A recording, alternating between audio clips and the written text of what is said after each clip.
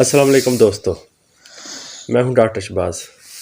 आज मेरे साथ रहिएगा। आज मैं आपको सैर कराता हूं किला कटास राज की।